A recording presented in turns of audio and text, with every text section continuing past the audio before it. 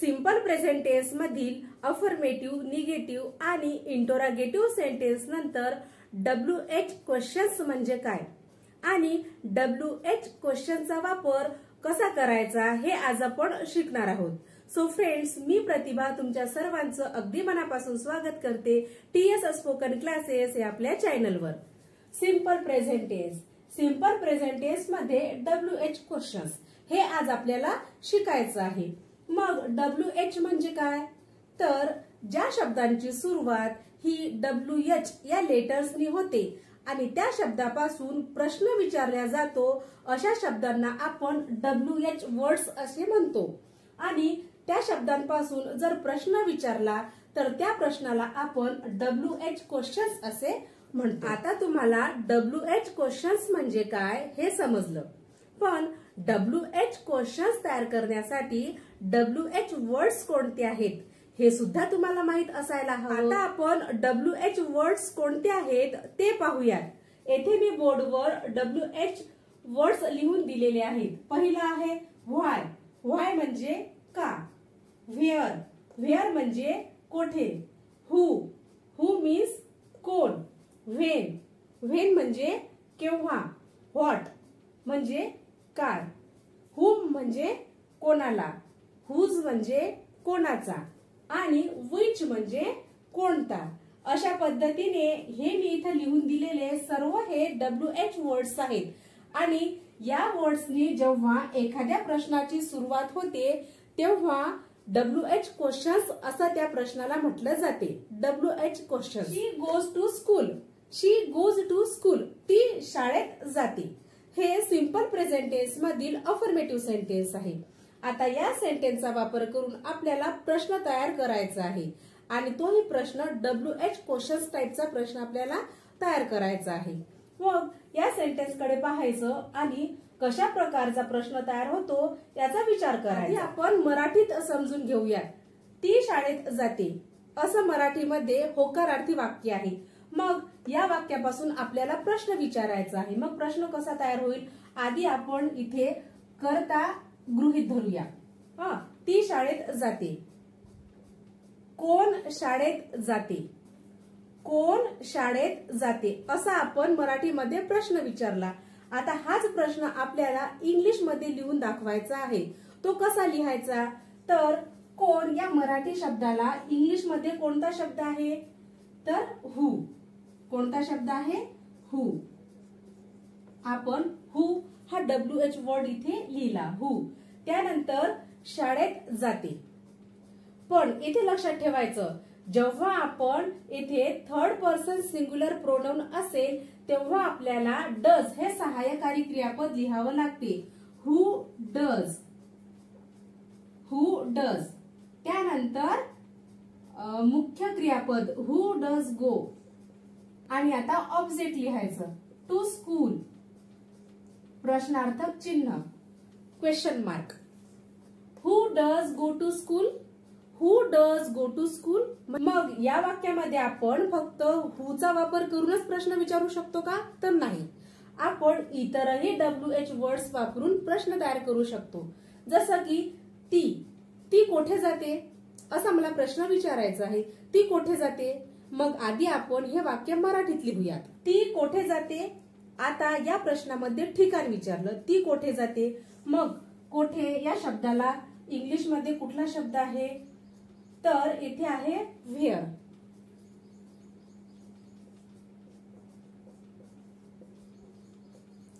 आणि आता आपण सहाय्यकारी क्रियापद लिहिणार आहोत, व्हेअर डज. त्यानंतर आपल्याला प्रोनाउन लिहायचा आहे, इथला कर्ता लिहायचा आहे. Where does she go. Where does she go. ती कोठे जाते. जेव्हा आपल्याला एखाद्या प्रश्नाचं कारण लिहायचं असते किंवा रिझन लिहायचं असते तेव्हा आपण व्हाय हा शब्द यूज करू शकतो आणि WH क्वेश्चन तयार करू शकतो. व्हाय. ती शाळेत का जाते. व्हाय. त्यानंतर सहाय्यकारी क्रियापद व्हाय डज. त्यानंतर कर्ता why does she go to school. Why does she go to school? Why does she go to school? ती शाळेत का जाते? पुन्हा एकदा आपण दिलेल्या सेंटेन्सेसचा सराव करूयात. पहिलं अफर्मेटिव्ह वाक्य दिलेलं आहे, शी गोज टू स्कूल, ती शाळेत जाते. सिंपल प्रेझेंट टेन्स मधील अफर्मेटिव्ह सेंटेन्स. त्यानंतर या सेंटेन्स पासून आपण WH क्वेश्चन्स तयार केलेले आहेत. तर आधी आपण प्रश्न विचारला, कोण शाळेत जाते? मग कोण शाळेत जाते हा प्रश्न कसा लिहायचा? Who does go to school? Who does go to school? त्यानंतर दुसरा प्रश्न आहे, ती कोठे जाते? ती कोठे जाते? इथे ठिकाण विचारलं. Where does she go? Where does she go? ती कोठे जाते? त्यानंतर तिचं शाळेत जाण्याचं कारण विचारलं. ती शाळेत का जाते? ती शाळेत का जाते? Why does she go to school? Why does she go to school? अशा पद्धतीने आपल्याला WH क्वेश्चन्स तयार करायचे आहेत. या प्रश्नांची तुम्ही जेवढी प्रॅक्टिस कराल तेवढी तुमची इंग्लिश लँग्वेज ही इम्प्रूव्ह होईल. प्रॅक्टिस करून पहा, भरपूर प्रॅक्टिस करा. कारण जोवर तुम्ही या सेंटेन्सेसची किंवा या प्रश्नांची प्रॅक्टिस करणार नाही तोपर्यंत इंग्लिश लँग्वेज इम्प्रूव्ह होणार नाही. 7 किंवा 8 मिनिटाचा व्हिडिओ पाहाल आणि तो व्हिडिओ पाहिल्यानंतर तुम्ही विसरून जाल. तसं न करता आपल्याला या सेंटेन्सेसची प्रॅक्टिस करायची आहे. मी इंग्रजी शिकविते हे सिंपल प्रेझेंट टेन्स मधील अफर्मेटिव्ह सेंटेन्स आहे. मग याचं निगेटिव्ह सेंटेन्स कसं होईल? I do not teach English. I do not teach English. मी इंग्रजी शिकवित नाही. आता आपण या अफर्मेटिव्ह सेंटेन्स पासून प्रश्न कसे विचारायचे, WH क्वेश्चन कसा तयार करायचा हे शिकूयात. कोण इंग्रजी शिकवितो? कोण इंग्रजी शिकवितो असा पहिला प्रश्न तयार होईल. Who do teach English? Who do teach English म्हणजे कोण इंग्रजी शिकवितो. आता आपण येथे डू हे सहाय्यकारी क्रियापद बाहेर काढलं कारण येथे आपण करता आय घेतलेला आहे. मी काय शिकविते? मी काय शिकविते असा आपल्याला प्रश्न विचारायचा आहे. मग what do I teach? What do I teach? What do I teach? मी काय शिकविते? मी इंग्रजी का शिकविते? Why do I teach English? Why do I teach English? मी इंग्रजी का शिकविते? असं इथे माझं इंग्रजी शिकवण्याचं कारण विचारलेलं आहे. Why do I teach English? तर त्याचं कारण असं आहे, because I want you to learn English and I want you to speak fluent English. Meena जेवण करते. मीना जेवण करते या अफर्मेटिव्ह सेंटेन्स पासून आता आपल्याला WH क्वेश्चन्स तयार करायचे आहेत. मग हे अफर्मेटिव्ह सेंटेन्स इंग्लिश मध्ये कसं लिहितात? Meena takes a meal. Meena takes a meal. आता आपण येथे अ मील हा वर्ड यूज केला कारण फक्त येथे जेवण करते एवढंच दिलेलं आहे. मग दुपारचं जेवण आहे का हे आपल्याला माहित नाही. रात्रीचं जेवण आहे का हे सुद्धा आपल्याला माहित नाही. आणि तसं जर येथे मेन्शन केलं असतं की रात्रीचं जेवण करते तर येथे आपण लिहिलं असतं डिनर. किंवा येथे जर लिहिलं असतं की मीना दुपारचं जेवण करते तर आपण लिहिलं असतं येथे लंच. पण येथे तसा कुठेही उल्लेख दिलेला नाही त्यामुळे आपण येथे अ मील हा शब्द यूज केला. अ मील म्हणजे जेवण करणे. टेक म्हणजे काय तर घेणे. येथे आपण लिहिलं मीना टेक्स अ मील. येथे होतो मीना जेवण करते. पण टेकच्या जागी आपण हॅज सुद्धा यूज करू शकतो. Has. Meena has a meal.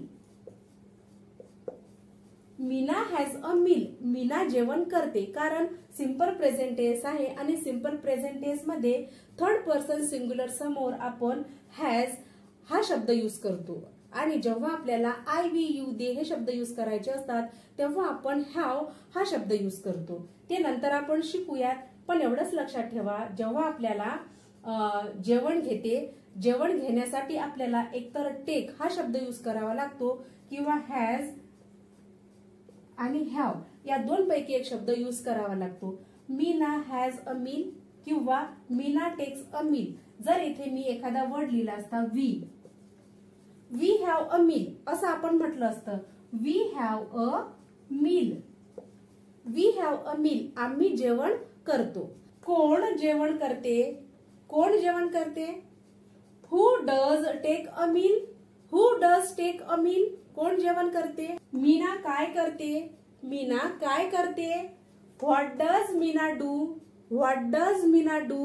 Meena काय करते? व्हॉट डज मीना डू असा आपण प्रश्न विचारला. आता तुम्ही म्हणाल येथे डू हे मेन वर्ब का घेतलं, तिथे टेक का नाही घेतलं. तर व्हॉट डज मीना टेक असं आपण म्हणत नाही. व्हॉट डज मीना टेक आणि म्हणून व्हॉट डज मीना डू असं आपण सेंटेन्स तयार केलं. आय होप तुम्हाला ही सर्व सेंटेन्सेस नक्कीच समजले असतील.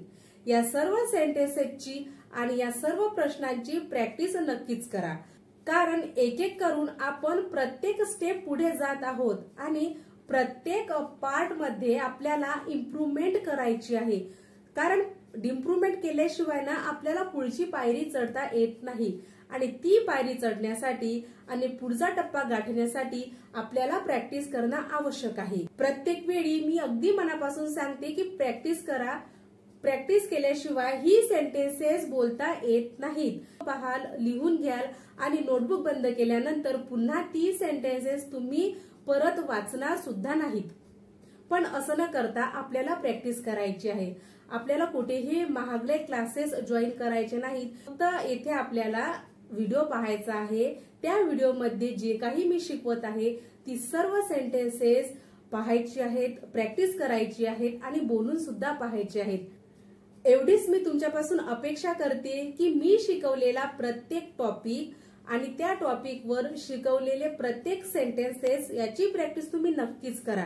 कारण कुठेतरी आणि काहीतरी जर आपल्याला विनामूल्य शिकायला भेटत असेल किंवा ती गोष्ट आपल्याला विनामूल्य मिळत असेल तर ती गोष्ट आपण शिकायलाच पाहिजे. जेथे आपल्याला एखाद्या गोष्टीची किंमत मोजावी लागते ती गोष्ट आपल्याला जास्त मौल्यवान वाटते. तसं न करता विनामूल्य भेटणाऱ्या गोष्टीचं सुद्धा आपल्याला महत्व समजायला हवं. कारण प्रत्येक गोष्ट प्रत्येकाला वेळेवर मिळत नाही. वेळ गेल्यानंतर ती गोष्ट आपल्याला समजते, ती गोष्ट आपल्याला मिळते.